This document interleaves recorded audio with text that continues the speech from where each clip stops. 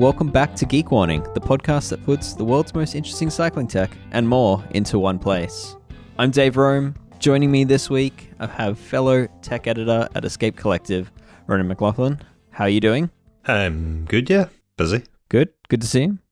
Mm-hmm. All right. See you too. And then also joining us, we've got the return of Zach Edwards of the Boulder Gruppetto in Boulder, USA. Zach, how are you doing? Yeah, doing well. What do you have in the work stand as we speak? I was just telling you about it a little bit, but a Scott Addict gravel build.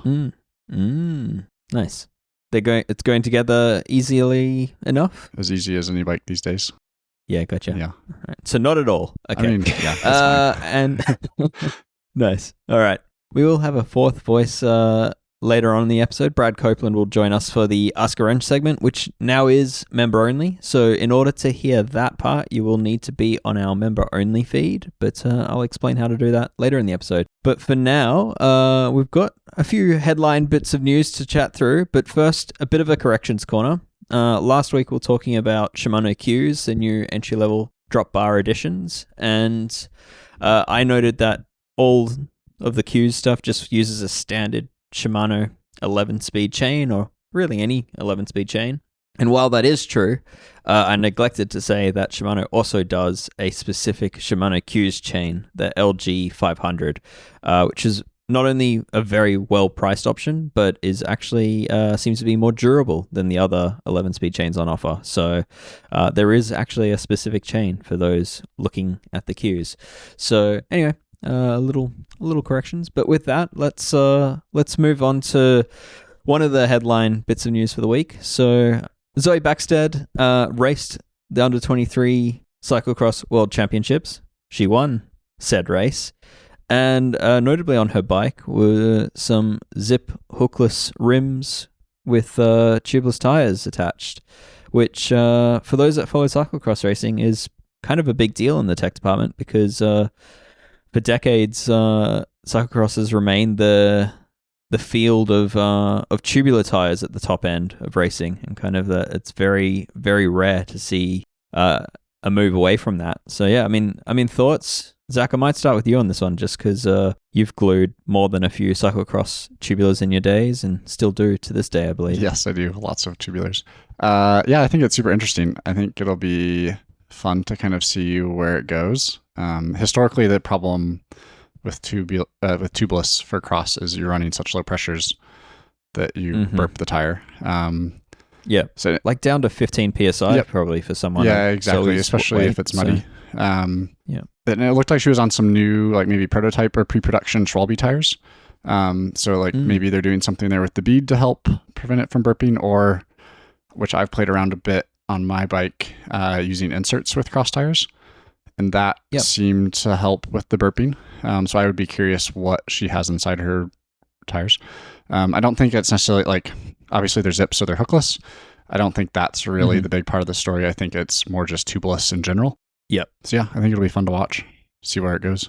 Ronan, any thoughts on this little development? Yeah, I mean, it's definitely a development in that it's the first cyclocross world championships win on tubeless or hookless rims, as far as I'm aware. And according to SRAM Zip, Zoe also won the first cyclocross World Cup on hookless or tubeless back in December, I think, was in Dublin, and was actually riding those 303 wheels as far back as last season, so 23-24. But yeah, obviously winning a world championships is a bigger deal, and hence why we're talking about it here today.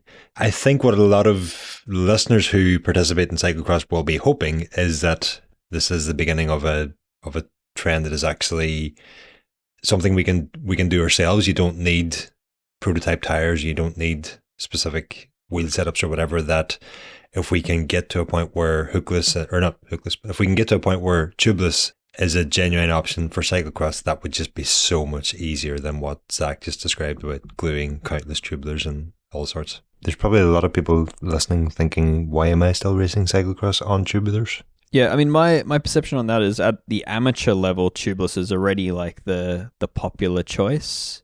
Okay. I think like at the I guess wealthy racer amateur level, tubular still remains the top pick. But I think, yeah, the more like less elite level of amateur racing, I think tubeless has taken over for recent years. I mean, Zach, what do you see in the US scene over there? Yeah, I would say for sure, like that kind of sums it up pretty well. Like definitely people still racing on tubulars, particularly at the higher levels. And most of the amateurs, like either they're on tubulars because they have an old wheel set and why not use them, but lots of tubeless for sure. I think like at the elite level, but maybe not like the World Cup level, tubeless would be great. Like you're traveling to a race weekend and instead of bringing 6 sets of wheels, you can bring 2 or 3 sets of wheels and some extra tires.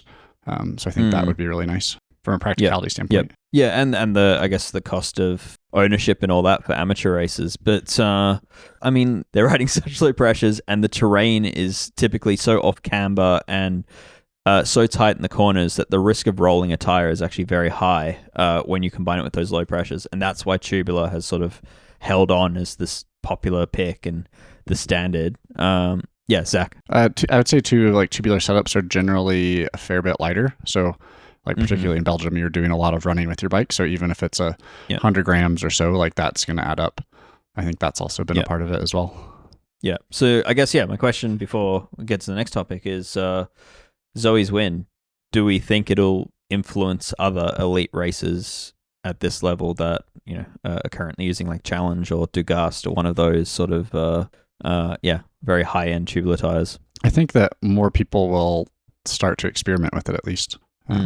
Like maybe not initially next season racing with it, but I think that people will start to train on it and kind of play around. Like you mentioned Dugast, like they have their like nice casing and tread tires, but now in a tubeless version as well, which I know that they've also had some QC issues with and people having issues with them holding air. But like that, like a higher quality tubeless tire goes a long way. And I think that that's starting to kind of be a thing.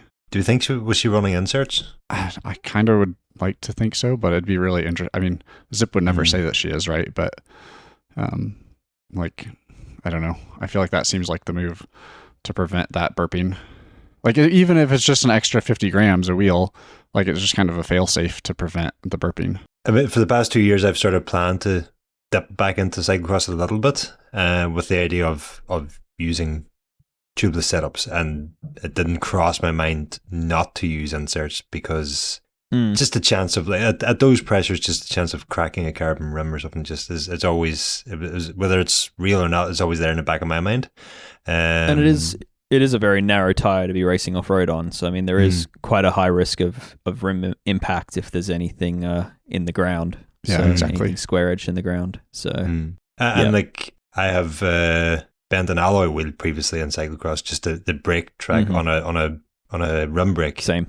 Wheel just hitting like a footpath curb at the wrong angle or something like that. Race start, full gas, trying to hop it and not entirely hopping it. So I can't remember exactly what happened, but those sorts of things do happen. Which that's kind of another benefit of tubular is like you can break a wheel, which happens all the time, and the tire stays on and a lot of times holds air. So that's kind of another benefit there. We're going to move on, but before we do, I'd love to get your predictions. Let's call it a 5-year prediction, potentially a very uneducated prediction from each of us. 5 years from now, is the likes of Matthew van der Poel still on tubular, or has he switched to tubeless? I mean, I would say tubeless. Like at this point, right? Like Shimano makes, like if we're using him as an example, if you're saying he's still on Shimano, like Shimano only makes a tubular wheel basically for cross, and like no one's using him on the road anymore. And like in 5 years from now, are you going to use the same outdated wheel, or is Shimano going to invest in molds to make a wheel specifically for Matthew van der Poel and a handful of other people? For the same reasons, I can't see tubular surviving for that much longer. And I think too, like similar to the road, like it just takes tire technology and wheel like fitment kind of raising to that level so that you don't have to worry about the tire coming off or like, I don't know, like the rolling resistance aspect of things. Like I think that all has to come up, and in 5 years, I would think the tire technology will be there. Yeah. I think it's such a fringe case of a sport, and such unique demands in terms of like, narrow tire with such low pressures and like such a risk of burping the tire off that I'm not 100% confident to say it, but I'd say they probably will be on tubeless just purely from like sponsorship pressure. I mean, even like track is going that way, right? Like that was kind of the other holdout of tubulars, and that's even less and less every Olympic cycle. There's less and less. more clinches. Yeah. So Anyway, I think time will tell, but it does certainly seem like another wound for the tubular. So anyway, all right. Well, let's move on. Well, next on the list, the UCI sent out a rider survey during the week. Ronan, what are the basics on this one? Yeah, it was from the UCI's SAFER group, the commission tasked with improving safety in road racing, and they sent a survey to all male and female professional riders, at least all on the World Tour. Not sure if it went to Pro Conti also or not, but effectively the survey focuses on 4 areas: gearing restrictions, handlebar widths, wheels and tyres, including rim depth, and inserts, which we already spoke about on this podcast, and whether or not they would be a good thing to enforce for road racing, and also protective clothing in terms of abrasion resistance clothing and wearable airbags. And it sought both quantitative multiple choice responses and qualitative open-ended feedback from riders. So they could have, there were questions that had multiple choice options, and then there were also open text boxes for riders to give their own sort of feedback or thoughts. You're telling me that some of the questions seemed a little bit leading, like related to like the airbag question. Like, can you give an example of the? There was a couple of, like, reading through the survey, I was surprised by some of the questions in that. Especially the questions on like gear restrictions, and that seemed to be, the multiple choice seemed to be like 3 different versions of yes, this would help and here's why, with a 4th option being no, it wouldn't help, and then other questions. I was surprised at the inclusion of questions like, should tire inserts be mandatory, because the tire and rim manufacturers can't even agree on whether or not tire inserts are a good idea in tubeless and hookless setups, never mind the riders who are, it's their job to race bikes, not understand all the ins and outs of them. And then, you mentioned the airbags. Like, there was no real description of what an airbag would look like, how it would work, what it would weigh, any of that sort of information. But still, the riders were expected to give sort of, it felt to me like they were being asked to give opinion and subjective feedback on matters that should have been decided with objective data and by researchers rather than riders. Ronan, based on just that airbag question, given how leading it is, do you think that the question is kind of being asked in order to get the riders to perhaps come out and say, no, we don't want this safety thing? I asked Adam Hansen, president of the CPA, these questions seem pretty leading. Are the decisions already made? And this is a sort of tick box, and we included the riders or whatever. He assured me that they weren't. He said that the questions might have seemed leading, but they were actually questions brought to him and the CPA and to SAFER by pro riders who had these ideas to improve safety, and they wanted to put the questions out to the rest of the peloton to get a sort of, basically to understand whether the whole peloton agreed on this or if this was just a few riders' ideas. Gotcha. And he insisted as well, like, no decisions had been made. Although, like, he does have a seat on the SAFER commission and that, but we know the UCI, you wouldn't put it past him introducing a new rule without CPA's knowledge or approval. Zach, your partner in crime, better half, Ruth Edwards, I believe got this questionnaire in her inbox. She did. Yeah, I mean, did you have a discussion about it with her? Yeah, a little bit on some of the stuff. I don't know. Like, there's a lot of, like, the gearing, right? Like, I feel conflicted about it, right? Like, having gearing restrictions, is that necessarily going to make the race safer? Probably not. But also, like, if we put a gearing restriction in place, is that going to make the race a worse race? And I feel like if there's one single scenario that a gearing restriction maybe makes a crash not happen or makes it safer, then, like, if it's not also making the race worse, then why are we against it? Yeah, I feel the same way too about, like, the shorts, right? Like, with the material and stuff, like, if that makes road rash even theoretically better, then that's not a bad thing. Well, I actually asked one of the clothing manufacturers if this type of fabric does help. And it's not exactly conclusive in that you also get road rash, so to speak, from fabric abrading against the skin. So it's so Ruth was on Sunweb, a few years, like 5 years ago or whatever, and they had this material on their shorts. And like she crashed and said it actually like seemed better than it would be for the same crash without normal shorts. Like that's not obviously scientific, and like if a clothing company that doesn't offer this material, of course they're probably going to say like, actually no, there's not an improvement, right? But like if that makes one person's road rash better, then why are we against that? And just not like flashing everyone in after a crash as well, right? You know, like just having a piece of clothing that holds together in crashes, which are unfortunately somewhat inevitable in the sport. I mean, it's sort of, to me, I know there's performance trade-offs, but if everyone's forced to have it, then it's, you know, you sort of come full circle on the idea. If everybody's slower, nobody's slower.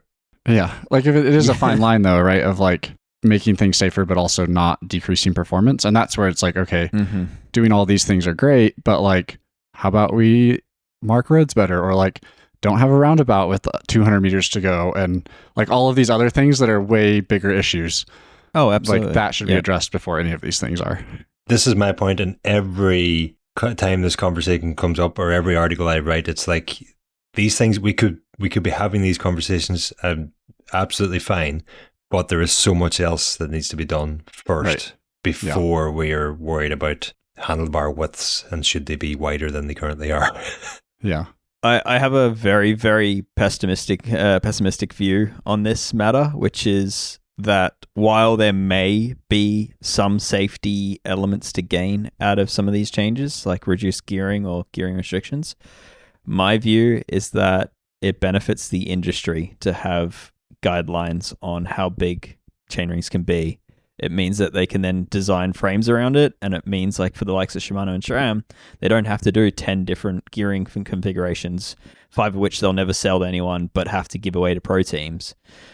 They can just like lock it in and basically have these like, you know, their chainring sizes, and it's just more profitable for everyone. Funny you should mention the industry, Dave, because the industry actually, there was a UCI and WFSGI, the World Federation of Sporting Goods Industry, meeting in UCI headquarters in Switzerland today and yesterday. And so the UCI had sent this survey to riders on the eve of that meeting, which would be discussing the exact same topics, but hadn't. The WFSGI were unaware that survey was going out.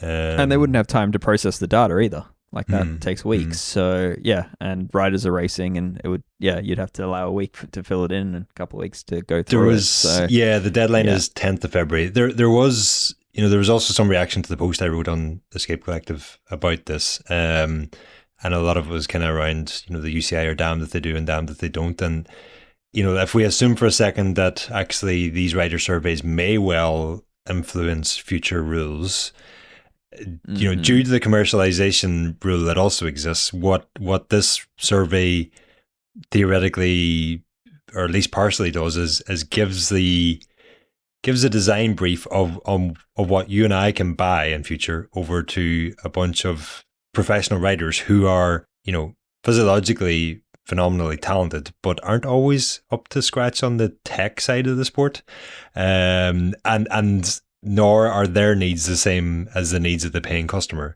And so from that point of view, I kind of think as well, it's like, I'm not sure if surveying the riders on tech rule changes is really all that useful. Right. Like if it was a survey sent out about what can we do to make like the roads and courses safer, then like, of course, like these are the opinions that you want, but maybe tech stuff less so. Agreed. So anyway, not one we'll solve. An interesting one that the riders are being involved in, and that these questions are very, very clearly on the minds of the UCI and related groups. So yeah, anyway, I'm sure one we'll be discussing about more once such changes are brought in, because typically not so much time is devoted to these things unless potentially a decision's already been made. So all right, well let's move on to something a little bit more mountain bikey, at least. So it's from SRAM. This has been all in the cycling news this week, which is that they previously had a patent's been approved for mechanical transmission. So transmission being like the derailleur that basically bolts directly onto SRAM's own universal derailleur hanger and sort of sandwich the hanger. It's previously been electronic only. It really appears that a mechanical version's coming out. A lot of rumors pointing to it being more of a price point option, so NX and SX level, which is well below in price of what is currently available from SRAM in the transmission range. But yeah, I mean, we've even seen what looked to be like prototypes in testing. Pink Bike had some pictures of one that they'd spotted quite a few months ago being tested. So it's out there. It will exist. Don't know when it's coming out, but it sure seems like it's coming out soon. Thoughts on this mechanical transmission? I'm just personally happy to see that SRAM isn't killing off mechanical derailleurs entirely. Yeah, I think it's great. I am skeptical about it being SX and NX. Historically, those group sets have been, to put nicely, plasticky. like pretty horrible. Like, like just especially like SX. Yeah, just like tons of play in all the pivots. The shifter just blows out and doesn't really work after any sort of riding. Like for a while, they were essentially using like a wood screw as limit screws. Like, yes, I'm happy, but I really hope that they do it right rather than it being purely just a budget move. Yeah, I agree. Like current SX Eagle in the market shouldn't be a 12-speed drivetrain. It just doesn't have the tolerances required to be that precise. And I fully agree. It's like the best way you can fix SX is to remove it and replace with something else. Yeah, basically. So yeah, I don't know. Like I think it's interesting that the patent sort of calls out some interesting ways to adjust it, where you basically use different size hex keys to adjust your B tension, so how far that derailleur sort of sits down from the cogs in terms of height. I think that's quite interesting. And yeah, if it's anything like transmission axis, the electronic stuff, SRAM will have like really specific guides, like almost bike specific guides of like, if this is your chainring size, this is the length of chain that you need, and this is how you set the derailleur. And I think that could be really cool. Like there's obviously a little bit of a learning curve on that, but it does remove a lot of opinion from the matter of how to set up a derailleur. I would like to see them do it up to like maybe at least XO level. Like I feel like that would be a group set that would maybe not necessarily from an OE side sell well, but like in general, I feel like there are a lot of people that would really like that group set. Like just a high quality mechanical group set, like probably lighter than the electronic stuff, shifts faster. Like what's not to like? Yeah, with a derailleur that you can kick. Yeah, and you can smash into a rock, and it's things. A lot cheaper to replace. Yep, and yeah, I mean the transmission is rock solid. Like the weak point of the derailleur is the cage, the exposed cage, and transmission have sort of come around that where the cage assembly is very easy to replace tool free. So it'd be cool to see that feature remains. And yeah, it'd be even cooler to see if they keep the cross compatibility. So currently you can get like a GX cage off a transmission and put it on their top end XXSL derailleur. It'd be very cool if they kept that cross compatibility in play. But I'm not going to stick around on this topic for too long because we actually don't know anything about this drivetrain other than that it's obviously coming. But one element that has been a sticking point for transmission to date is that it uses like a narrow wide tooth profile on the rear cogs, and as a result of that the derailleur sort of purposefully slows down the shifting in that it only allows one cog to change at a time, so you can't do multiple shifts at one point. You can push the button multiple times, but the derailleur will slowly make its way across the cassette one cog at a time. Thoughts on whether that feature may apply here? Do you foresee, Zach, that maybe they might find a way to do multi-shift? I don't remember where I saw it, but I saw something that had like the specs of what the shifter was, and it was one click at a time. Ah, interesting. Okay. Yeah. All right. But yeah, I guess it's probably, given it's the user in control of that speed, it is possible that you could maybe force it to be faster. That's still my one complaint with transmission. I wish you could like go in, because it was essentially designed for like shifting under load on e-bikes. It'd be nice if you could go in that SRAM app and say, this is not for an e-bike, this is for a normal pedal bike, and then that would speed the shifting up. Like that seems like an easy. I think it comes down to the cassette technology, that narrow wide tooth profile. If you could shift multiple gears, there is a risk that you'd get the chain kind of into the wrong. But that would happen with the spacing previous axis stuff. Like the largest cog was narrow wide, and sometimes you would shift and it wouldn't go on quite right, and then like within half a pedal stroke it would be settled on the right gear, or like right teeth. Yeah, like ride up on the cog until it settles, until it finds its way. Yeah. I mean, SRAM have sort of fixed that with like, say, the Red Explore, the new stuff, which is transmission inspired, by not having narrow wide tooth profiles on that cassette. And part of me wonders, like, maybe there's a future where they have like a multi-shift shifter And that a allows you cassette, to shift 2 or 3 gears, and then a cassette that's like specific to that shifter, right? Like just a more normal cassette that's like, not narrow wide. And it's like, this is our non-e-bike multi-gear, multi-shift.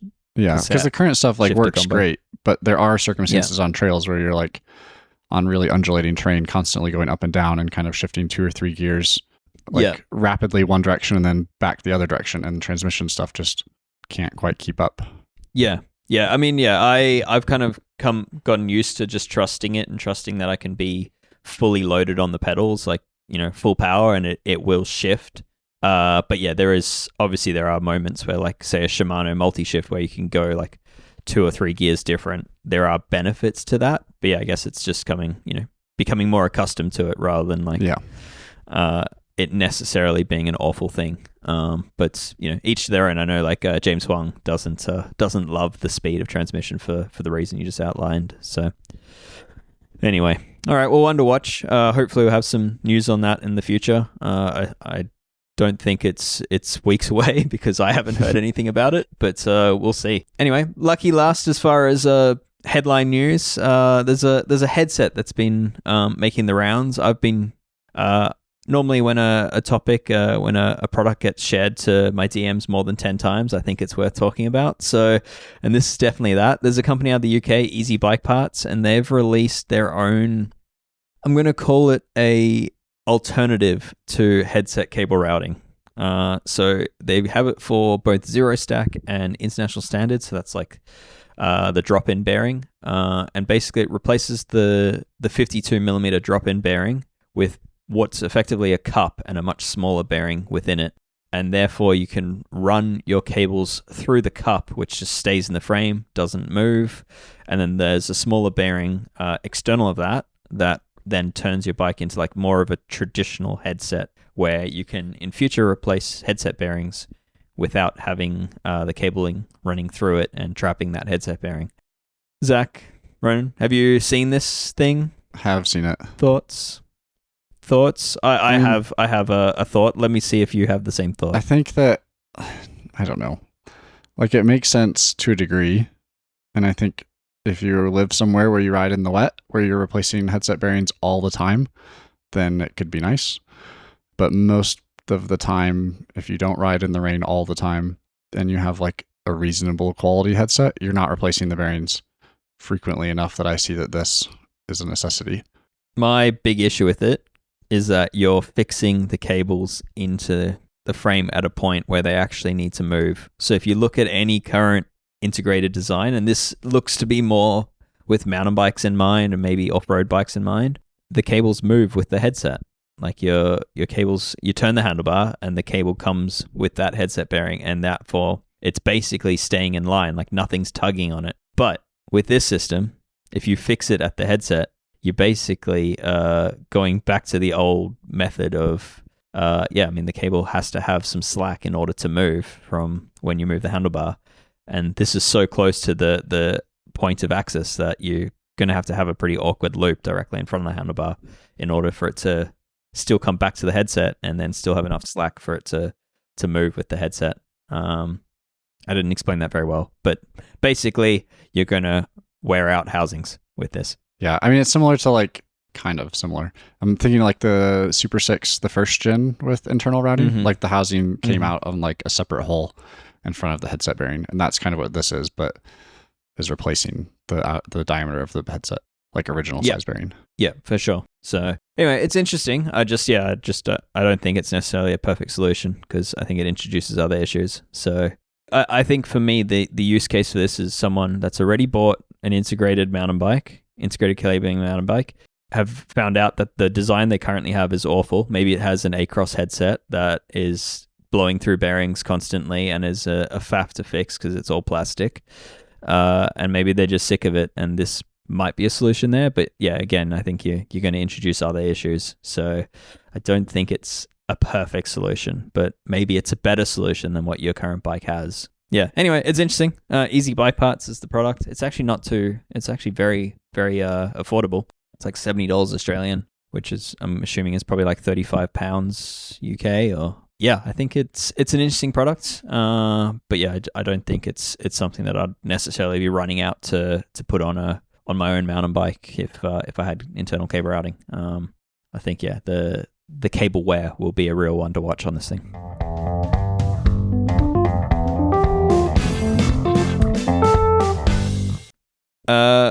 Ronan, you have something on your mind this week. What is it? I'm just wondering why mechanics are so angry, and specifically social media mechanics. Those who, for whatever reason, they can't just go onto social media and explain why something is wrong or why something is breaking or what they've seen that wasn't as up to the standards that they would endeavor to hit. They instead have to just get very angry. And I want to ask why it seems to be a common trait amongst mechanics, and maybe it is because of the way bikes are going. I don't know. Are you thinking about a specific London-based mechanic that builds a lot of S-Works? Not sure if we need to. I think it's a worldwide trend. Okay, all right. Not sure if it's too common in Boulder or not, but yeah. That's a good question. Zach, why are you so angry?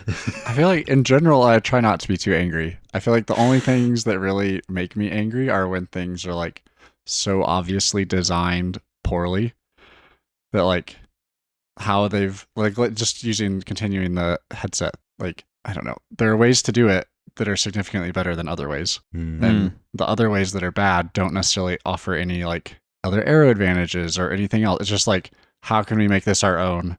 And make it maybe proprietary stem or some variation, but it was clearly not thought out well. That makes me angry. Rush to market, half baked. Yeah. And no real thought for the future. Yeah. Those things make me very angry also. I'm more specifically speaking, if someone took a bike into use that had been with a mechanic previously, I don't think you're the type that would take to social media to then shame the previous mechanic's work. And that's the bit I just don't. I would say really get. There have been times when I've been very cracked and just overly busy, and someone buys a brand new bike from a different bike shop and then they bring it to me to fix it. And they're just things that are just done in a way that shows you don't care. And that makes me not, maybe angry is not even the right word. It's just more just at least try, right? You just sold this person a new whatever $8,000 bike and X, Y, and Z are all done poorly. Especially when there's a really good manual available, it's very not clearly explaining what you should do, and then clearly the manual hasn't been followed. Right. At the end of the day, they're just bicycles. They're pretty simple. It's not that hard to put it together correctly, but it's seems to be a struggle. Do we need to change that messaging though? They are getting more and more complex and complicated to put together, and if we're saying they're not that complicated, it maybe doesn't. We need to be saying you need to consult the manual with these things if you're going to put them together. I mean, I guess they are complicated to a degree, but yeah, it's okay, this crank with this bottom bracket requires this thickness of spacer and it goes on this side. That's a pretty easy one to not mess up, but lots of people do mess it up. Yeah, I don't know. I think Zach, you're probably an example like Dunning-Kruger, where you're actually underestimating your abilities there, and that when you say it's easy, I mean it might be easy for you, but it's clearly I understand it's clearly that. some really tacit knowledge that you've learned through decades of experience. So. Yeah, but if you are a professional bike mechanic in a bike shop that is a big, well thought after bike shop, at least care a little bit. I don't know. And I think that maybe is part of the problem. Is that mechanics in shops aren't paid a lot, and there's a lot of pressure to just slap these things together and get through a lot of work in a day. Right. And it's how can we have this build party? Yeah.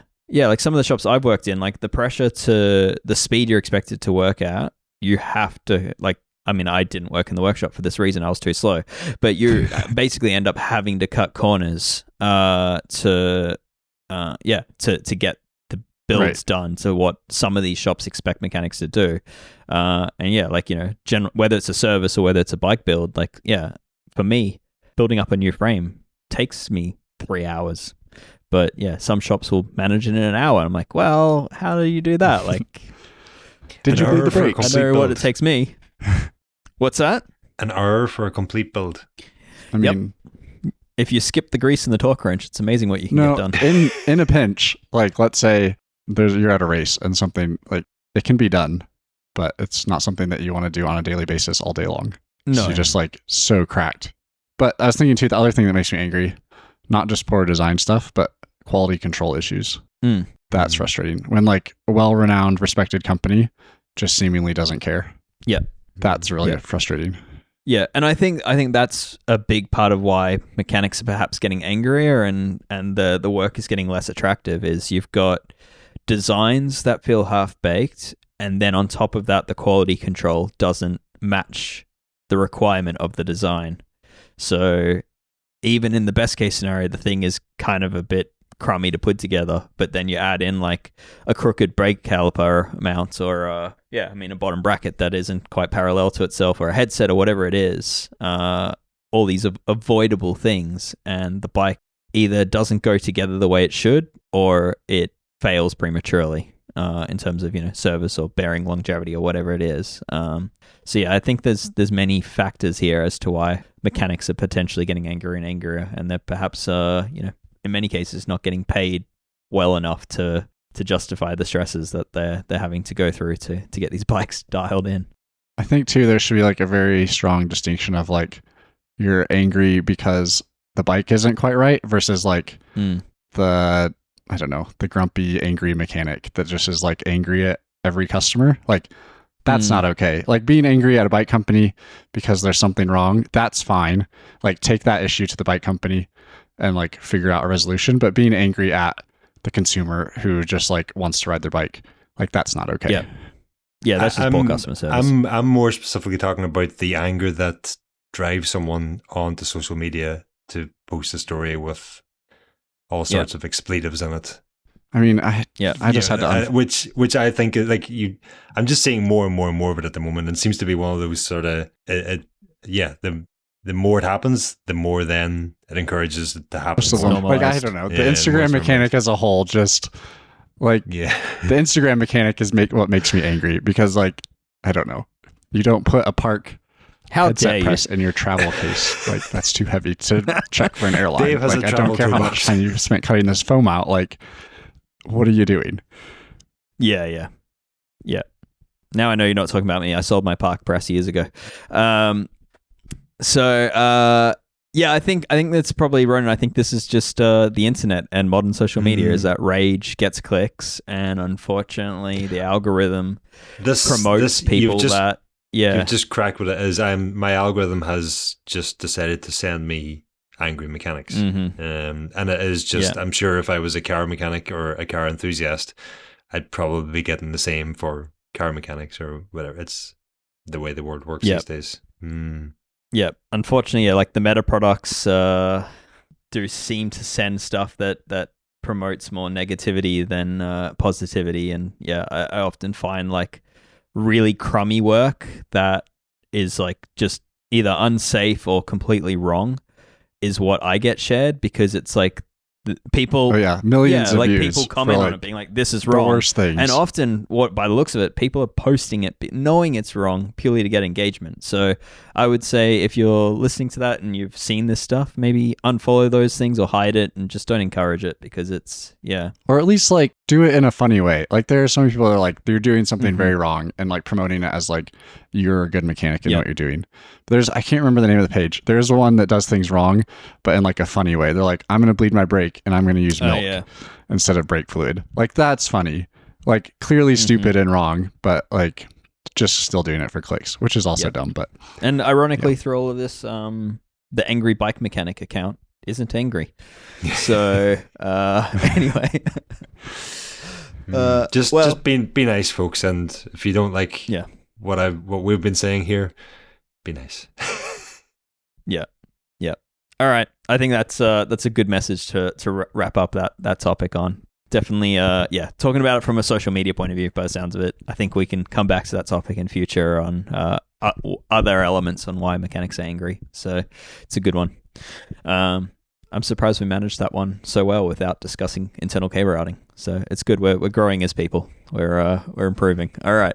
We've got some quick tech bites to cover. Not a long list. We'll get through them pretty quickly, and then we'll get on to Ask a Wrench. So first up is out of the US. There seems to be some politics getting in the way of people ordering from AliExpress. And so it's the de minimis. How would you say it, Zach? Oh, yeah, de minimis. De minimis. I have no idea what that is. I just saw that, the post office. So basically, it's the agreement that you can bring, if a product is valued under US $800, you can kind of bring it in yourself as a personal, as a citizen of the US, you can bring it in without having to pay taxes on it. That has been something that has been quite contentious in government, and under the previous administration, they were looking to change that, but there was like a sort of a rollout plan. While the new administration has kind of come in and been like, hell yeah, let's just go for it, and it's just enacted it with no real rollout plan or strategy. Briefly, USPS, the US Postal Service, said that they were just going to close the borders to parcels from China and Hong Kong until they can figure out the strategy to this. It's a pretty big issue. It sounds like some reports are saying 92% of all cargo entering the US sort of falls under this limit, and some are sort of nefariously being a bit cheeky with purposely asking for invoices that are under this limit, even though they shouldn't be. I guess others are more legitimate, but it does sound like the USPS has since overnight said they will reopen the borders, and they'll just have to figure it out how to deal with charging people for these things. But I guess it's one to watch. But most importantly, for those in the US, I think it's probably if you need something quickly, perhaps beware that it's you probably shouldn't try get it from China or Hong Kong. So the likes of AliExpress or some direct ship stuff out of Amazon, you might be waiting a very, very, very long time for. Zach, do you order a lot of things from China? I don't really. But I was curious. Everything that I was reading about it all just references the US Postal Service. Mm-hmm. If I get my knockoff, whatever, Pinarello handlebars off AliExpress and I have them shipped DHL, is that because still fine? DHL has like the infrastructure to charge people the duties and the taxes and all that, and they have the staff. So I wouldn't I think that will change, in that you'll probably end up having to pay taxes on occasion for that, and your costs may not be as attractive. But I think that is going to be a smoother process than USPS. Zach, why are you ordering knockoff handlebars from AliExpress? Oh, I just love to go to the dentist. Oh, okay. All right. Gotcha. Yeah. Love it. Yeah, super fair fun. enough. I mean, not to get into too much of a rabbit hole, but there's some safety critical parts terrify me, and I would much rather buy it from a reputable brand that you can be 100% sure have done the testing versus That's a weird thing to say. What's Dave, that you want to buy reputable parts that have been tested. Yeah. So anyway, I think there's plenty of great stuff available out of the likes of AliExpress, but there's just a few parts that worry me. So anyway, let's not get into that. That's a whole different topic, one for another day. But also on our news list is Made, the bike show in the US that sort of celebrates the hand-built scene. They've just announced dates, so it's going to be August 22nd to the 24th. No change of venue. It's still in Portland. It does sound like they've expanded the amount of space they have available for booths, so that show is growing. Kind of one not to miss if you're in the area. Definitely a good day out. So, and lucky last, we've got some news of our own, which is that we have hired our 5th full-time tech person. Which sounds crazy to say, but welcoming Josh Weinberg, who's based in Arizona, USA, and he's going to be focused on off-road and off-road tech and sort of off-road culture, if you will, like sort of checking out some of the gravel scene, doing a lot of factory tours is on his list, reviews, and he'll be getting to some of the events anyway. He's signs himself up to a bunch of mountain bike and gravel events regardless, so it's great to have him on. He's a great photographer and a great writer, so I'm excited for this edition. So, and he is potentially a voice you may hear on the podcast at times. So we'll need to test that one out and get him a mic still, but keep an eye out and an ear out for Josh's work. All right, guys. Well, anything else to add on the news front? Bianchi have a new time trial bike. Oh, I haven't seen this. I mean, it looks like a time trial bike. It doesn't look bad. I mean, that's kind of why I brought it up, because it is a good looking time trial bike, I think. There are some very interesting aero tweaks to it, but there are also some very interesting aesthetic tweaks to it. So, I mean, yeah, we give Bianchi a lot of stick for making not so good looking bikes recently. So this one is, it's not going to be as divisive. Let's put it that way. Okay. I mean, we give it a lot. We give them a lot of stick because the Ultra RC was seemingly designed with an ugly stick. So, but you're saying this one and the Arcade X before that. Yeah, but you're saying this one actually looks quite nice. Yeah. Yeah. It looks sweet. I mean, it looks like non-offensive, and you don't feel bad for the guys on the team riding it. Very interesting. Because did they have a newer disc TT bike, or are they still riding their old rim brake one? I'm pretty sure they were still on the previous Aquila or whatever, however you pronounce the name of that frame. Yeah. Apparently 16 watts faster at 50 kilometers per hour. I mean, the old one was a solid 8 years old. Yeah, at least. Yeah, at least, right? All right. Well, yeah, it sounds like a bike that's interesting, but perhaps one will wait to see at a race before we cover it properly. All right. Well, that's the news from the week and what's on our minds. But we're time to head over to Ask a Wrench. And as a reminder for those that aren't on our member only feed, for those that are listening to this for free, thanks for tuning in. But you won't be able to hear Ask a Wrench. If you'd like to hear Ask a Wrench, then please head to escapecollective.com/join to become a member. If you are a member, it's just a couple of easy steps to get set up and access to our member-only pods. And if you are already a member and wondering how to get access, then head to your account on escapecollective.com, and there'll be a very clear instruction on how to do it within a minute or two. For this week, Ask a Wrench with Brad Copeland and Zach. You're on this week. The return. We answer questions about a few topics. We've got one about how to store tires for the future and how to best keep them from sort of degrading in storage. We provide a little bit of information about the topic of plastic pieces in bottom brackets after we discussed it a few weeks ago. And we answer a question related to switching from one chain lube to another in search of a cleaner drivetrain. So if all that sounds interesting, then jump into the member feed. What we really want to know is how angry Brad was. How angry Brad was. Brad is pretty docile, actually. Yeah, I've yet to see him angry. Yeah, he's definitely... I think there's a reason why so many athletes like to work with him. I think he's pretty chilled of personality. So, but that's why we have you, Zach. You bring... No, you're not angry either. Maybe we need to find an angry mechanic. Yeah, I try not to be angry. Yeah. All right. Well, that's been Geek Warning for this week. For those on the member feed, stay listening. You'll hear Ask a Wrench. And for those that aren't, thanks for tuning in. You'll hear from us again next week.